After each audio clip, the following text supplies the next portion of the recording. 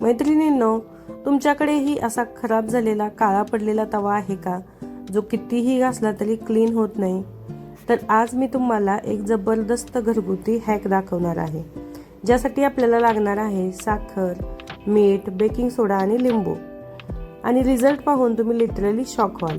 चला तर व्हिडिओ शेवटपर्यंत बघा, कारण शेवटी मी एक सिक्रेट टिप सांगणार आहे. सर्वात आधी तुमचा जो तवा आहे तो गॅसवर ठेवा. तो हलकासा गरम करून घ्यायचा आहे. जास्त गरम नाही, फक्त थोडासा वॉर्म झाला पाहिजे.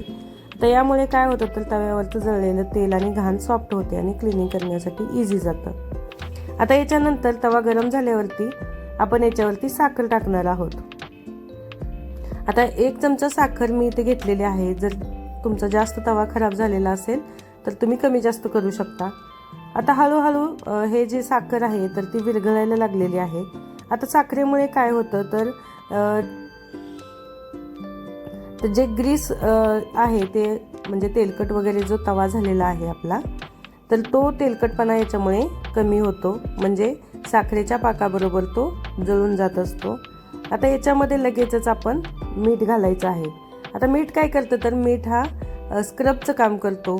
जसं आपण आपल्या स्किनला स्क्रब करत असतो तसं इथे तव्याला सुद्धा स्क्रब करायची गरज आहे. तसंच आपण आता इथं मीठ टाकून छान इथे स्क्रब करून घेणार आहोत. आता याच्यामध्ये आपण तुम्ही पाहू शकताय साखर आणि मीठ टाकल्यावरती असा फेस जमा झालेला आहे. आता याच्यामध्ये लगेच आपण बेकिंग पावडर टाकणार आहोत. आता बेकिंग पावडर तुम्ही पाहू शकता 1 चमचा इथे मी बेकिंग पावडर टाकून घेतलेली आहे. तर बेकिंग सोडा काय करतो, तर जे जळालेले डाग किंवा काळेपणा जो आहे ना, तर तो काढण्यास मदत करतो, म्हणून इथे आपण थोडासा बेकिंग सोडा टाकायचा आहे. आता लगेचच याच्यावरती अर्धा लिंबू टाकायचा आहे. आता लिंबू काय करतं, तर तो जो ऑइलचा थर असतो त्याच्यावरती तो काढतो आणि आपला तवा जो आहे तो क्लीन आणि शाईन होतो. तर हा जी स्टेप आहे ना, तर ती तुम्ही स्किप करू नका, कारण यामुळे तवा लिटरली नवीनसारखा आपल्याला दिसणार आहे. अशा पद्धतीने व्यवस्थित लिंबू जे आहे ते आपण काटे चमचेच्या साहाय्याने व्यवस्थित आपल्या तव्यावरून स्क्रब करून घ्यायचं आहे.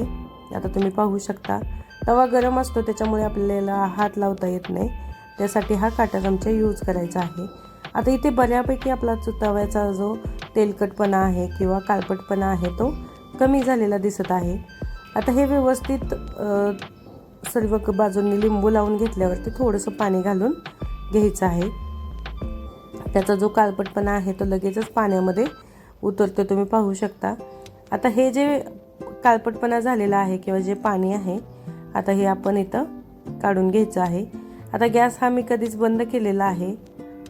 गॅस लगेच बंद करून घ्यायचा आहे ज्यावेळी आपण सोडा वगैरे टाकतो त्याच वेळेस. तर अशा पद्धतीने आपण व्यवस्थित क्लीन करून घ्यायचं आहे. आता इथे तव्या मी खाली काढून घेतलेला आहे आणि आपल्याकडे जी काही स्टीलची घासणी वगैरे असते ना, त्या स्क्रबने आपण हे व्यवस्थित घासून घ्यायचं आहे.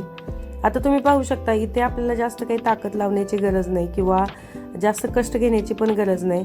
आता हे आपण गरम केल्यामुळे, साखर वगैरे याच्यावरती टाकल्यामुळे ना, हा जो काळा थर आहे तो एकदम लूज झालेला आहे आणि लगेच निघत आहे घासल्यामुळे. तर अशा पद्धतीने तुम्हीही तवा घासू शकता. हळूहळू व्यवस्थित घासून घ्यायचं. जर तवा गरम असेल तर तुम्ही सांडशीने पकडू शकता किंवा थंड होईपर्यंत थांबू शकता. थंड झाल्यावरती लगेचच घासून घ्या.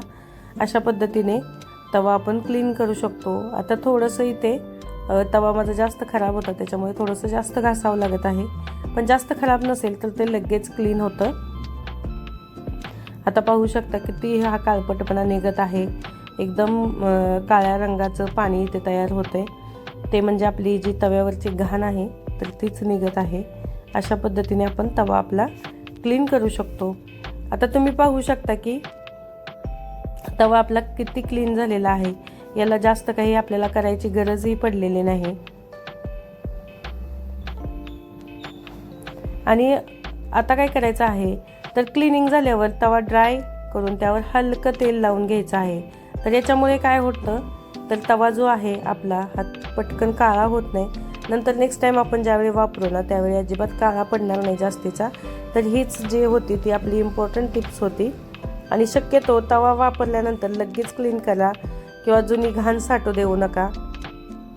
याच्यामुळे आपण जसं वरचेवर क्लीन करत राहू ना, त्यामुळे तवा आपला जास्त खराब होणार नाही. तर हा तुम्हाला सुपर इझी आणि इफेक्टिव्ह तवा क्लिनिंग हॅक कसं वाटलं ते मला कमेंट करून सांगा. चॅनलवर आपल्या नवीन असाल तर चॅनलला सबस्क्राईब करून घ्या आणि कमेंट करून सांगा तुमचा रिझल्ट. आणि अशा अजून यूजफुल